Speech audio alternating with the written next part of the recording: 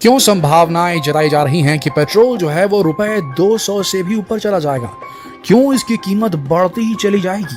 ऐसे अंदेशे क्यों लगा रहे हैं एक्सपर्ट क्यों ऐसा कह रहे हैं कि अब पेट्रोल की कीमतों पर कोई भी लगाम नहीं लगा पाएगा?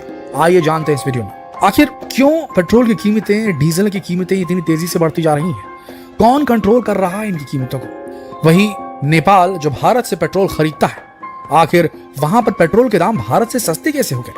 क्यों कहा जा रहा है कि पेट्रोल डीजल के दाम 200 रुपए के आंकड़े भी पार कर लेंगे? पेट्रोल डीजल को लेकर आपके मन में कई सवाल उठ रहे होंगे कि आखिर इनके दाम लगातार बढ़ते क्यों जा रहे हैं? सरकारें इसे जीएसटी के दायरे में क्यों नहीं लाती? तो आइए आज आपको इसकी पूरी गुत्थी सुलझाकर समझा देते हैं कि आखिर कौन पेट्रोल डीजल के दामों को निर्धारित कर रहा है, किस तरह से पेट्रोल डीजल में राजनीति अंदर तक घुस चुकी है। आपको जानकर हैरानी होगी दोस्तों, क्या आपकी जेब से पेट्रोल डीजल के पैसे निकालने के लिए सिर्फ केंद्र सरकार और राज्य सरकार ही शामिल नहीं, बल्कि कुछ विदेशी संगठन भी शामिल है, क्योंकि ये सभी जानते हैं कि पेट्रोल डीजल किसी देश के लिए कितनी ज्यादा जरूरी होते हैं। भारत की बात करें तो भारत की पूरी जीडीपी, पूरी अर्थव्यवस्था इसी पेट्रोल डीजल पर ही निर्भर है।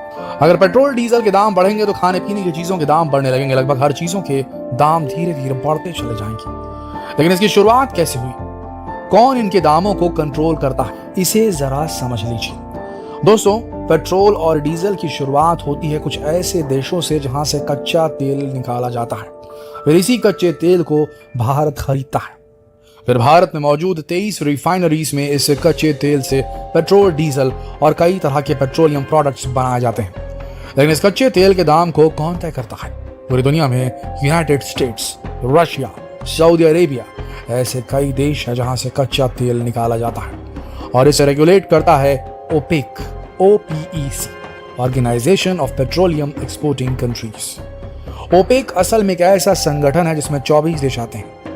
ये वो देश हैं जहां से कच्चा तेल जमीन के अंदर से निकलता है, समंदर से निकलता है, यानी कि उनकी जमीन पे, उनकी टेरिटरी में कहीं पर भी कच्चा तेल निकलता है, वो कच्चे तेल के दाम तय करती है। इसी कच्चे तेल से पेट्रोल बनता है, डीजल बनता है, सब कुछ बनता है। तो अगर इसके दाम ऊपर नीचे हुए तो पेट्रोल डीजल के दाम भी बढ़ते घटते रहते हैं। फिर आपने देखा होगा कि महामारी के समय से पहले कच्चा तेल $75 प्रति बैरल बिक रहा था, जिसमें एक बैरल में 159 लीटर कच्चा तेल होता है। लेकिन जैसे ही महामारी वाला काल आया, लॉकडाउन के कहर ने इस कच्चे तेल के दाम को $20 प्रति बैरल तक नीचे गिरा दिया, क्योंकि दुनिया भर में इस लॉकडाउन की वजह से गाड़ियों के पहिए थम चुके थे। इससे हुआ ये कि तेल कंपनियों को जबरदस्त नुकसान होने लगा कि गाड़ियां चल नहीं रही थी, लोग पेट्रोल डला ही नहीं रहे थे। तो कच्चा तेल जो है वो पेट्रोल में कैसे तब्दील होगा, कैसे वो लोगों तक पहुंचेगा जब उसकी डिमांड ही नहीं थी मार्केट में? तो कच्चे तेल के दाम गिरने लगे। उन्होंने अपना प्रोडक्शन भी कम कर दिया। लेकिन जैसे ही लॉकडाउन खुला, ओपेक की एक बैठक हुई। संगठन से जुड़े देशों ने आउटपुट पैक्ट प्रपोजल सामने रख दिया। नाम याद रखिए, आउटपुट पैक्ट प्रपोजल। अब इस आउटपुट पैक्ट प्रपोजल में यह कहा गया कि जो नुकसान हुआ है उसकी भरपाई करने के लिए अगले 2 सालों तक कच्चे तेल के दामों को बढ़ाया जाएगा। ये बात 2020 की है। इसके बाद से आपने देखा होगा कि पेट्रोल डीजल के दाम भी बिल्कुल कच्चे तेल के दाम की तरह लगातार बढ़ते आ रहे हैं। लेकिन फिर जब इस संगठन से जुड़े देशों को समझ में आ गया कि वो कच्चे तेल के दाम कंट्रोल कर सकते हैं और कंट्रोल करने के बाद अच्छा खासा पैसा कमा सकते हैं, तब इन्होंने इस प्रपोजल को 6 महीने और बढ़ा दिया।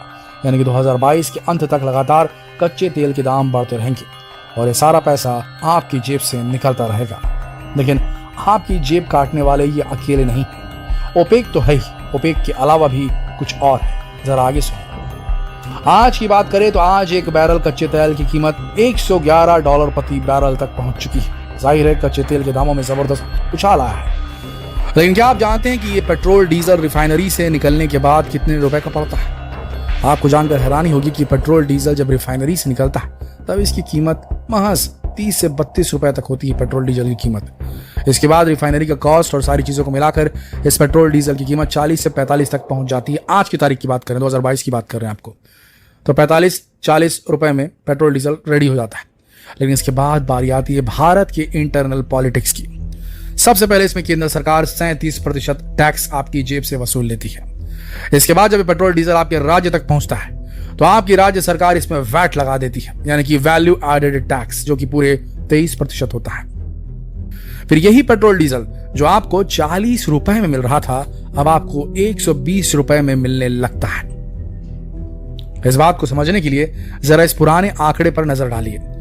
मानकर चलिए कि रिफाइनरी से निकलने के बाद डीजल की बेस कीमत 29 है और पेट्रोल की बेस कीमत 30 रुपए है। इसके बाद इसमें फ्रीट चार्जेस लगा दिए जाते हैं जो करीब 37 से 34 पैसे होते हैं। फिर सेंट्रल गवर्नमेंट इसमें 32 से 40 रुपए का टैक्स लगा देती है। उसके बाद इसमें 4 रुपए का डीलर कमीशन होता है। फिर राज्य सरकार इसमें 19 से 20 रुपए तक अतिरिक्त टैक्स लगा देती है। इस हिसाब से उस वक्त ये पेट्रोल 86 रुपए प्रति लीटर बिकता था। लेकिन आज OPEC, central government, state government, इन सभी ने तेल के दामों को और टैक्स को बढ़ा दिया है, जिसकी वजह से आज ये तेल इतना महंगा बिक रहा है दोस्तों, और हम मजबूर हो गए महंगा तेल डलाने के अपने गाड़ियों में। लेकिन आप जरा इस टैक्स में किस तरह से बढ़ोतरी हुई है ये भी जरा समझ लेते हैं। इस बात को समझने के लिए जरा 2014 के एक आंकड़े पर भी नजर डालते हैं। दिल्ली में रिफाइनरी से निकलने के बाद पेट्रोल की बेस कीमत 45 रुपए थी, लेकिन 2021 में इसी पेट्रोल की बेस कीमत 29 तक पहुंच गई थी। लेकिन फिर भी हमारी सरकार ने पेट्रोल के दाम कम करने की जगह इसमें 37% टैक्स की बढ़ोतरी कर दी। 37%, सोचिए सर। यानी कि 2014 में राज्य सरकार जहां 18% वैट ले रही थी, उसने 2021 में इस टैक्स को बढ़ाकर 23% कर दिया। और वहीं पर सेंट्रल गवर्नमेंट ने 2014 में जो 16% टैक्स ले रही थी, उसे बढ़ाकर आज की तारीख में 37% कर दिया गया है। लेकिन ऐसा भी नहीं है कि ये सब कुछ रातों रात हो गया, बल्कि फाइनेंस मिनिस्टर निर्मला सीतारमण ने 2020 में इसके लिए एक बिल पास करवाया था, जिसमें कहा गया था कि पेट्रोल डीजल में लगने वाले टैक्स को बढ़ाया जाए, और ये बिल पास भी हो गया था। अब सवाल ये उठता है कि अगर वाकई में सरकार लोगों का भला चाहती है तो पेट्रोल डीजल के दामों को जीएसटी के दायरे में क्यों नहीं लाती, क्यों लोगों को राहत नहीं देती सरकार। इस पर भी एक रिसर्च हो चुकी है। रिसर्च में पाया गया कि अगर पेट्रोल डीजल के दामों को एक जीएसटी के दायरे में लाया गया तो इससे सेंट्रल गवर्नमेंट को 1 लाख करोड़ रुपए का नुकसान होगा, वहीं राज्य सरकार को 30,000 करोड़ का नुकसान होगा। अब आप इतना समझ चुके होंगे कि ये सारे के सारे लोग किस तरह से एक आम आदमी की जेब काटने में लगे हुए हैं। जाहिर है सरकार आम लोगों से कहीं ज्यादा टैक्स ले रही है। उसी तरीके से ओपेक जैसे संगठन अब कच्चे तेल के दामों को कंट्रोल करने लगे हैं। लेकिन सवाल ये उठता है कि आखिर केंद्र सरकार और राज्य सरकार इस तरह से लोगों की जेब क्यों काट रही है? आखिर इसके पीछे का कारण क्या है? दोस्तों, इसके पीछे का कारण है मुफ्तखोरी।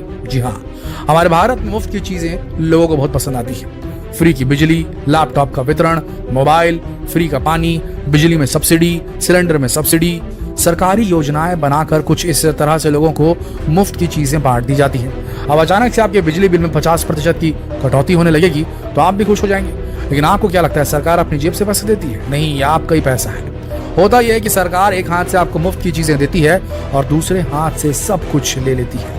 इन सारी चीजों को देने के बाद सरकार इस पैसे को वापस लाने के लिए पेट्रोल डीजल के दाम बढ़ाती है, और जब पेट्रोल डीजल के दाम बढ़ते हैं तो उसके साथ साथ हर चीज के दाम बढ़ने लगते हैं। हर चीज में टैक्स की बढ़ोतरी होती है, और आपको ऐसा लगता है कि सरकार तो आपके लिए सब कुछ कर रही है। अब इस गणित को समझकर आप इतना तो समझ गए होंगे कि कोई भी सरकार अपनी जेब से पैसा नहीं लगाती। बस इसी इंटरनल पॉलिटिक्स की वजह से आज पेट्रोल डीजल के दाम बढ़ रहे हैं और जनता त्राही त्राही कर रही है। लेकिन बात करें नेपाल की, तो नेपाल में पेट्रोल की कीमतें भारत के मुकाबले बहुत कम है। तो इसके पीछे का कारण ये है, असल में दोस्तों वहां की सरकार ने लोगों की जेबें कम काटी है, टैक्स में कम बढ़ोतरी की है। इसी वजह से वहां पर पेट्रोल के दाम कम है भारत से।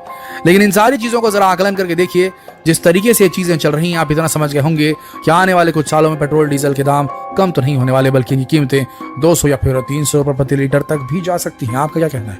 कब होगा वो दिन?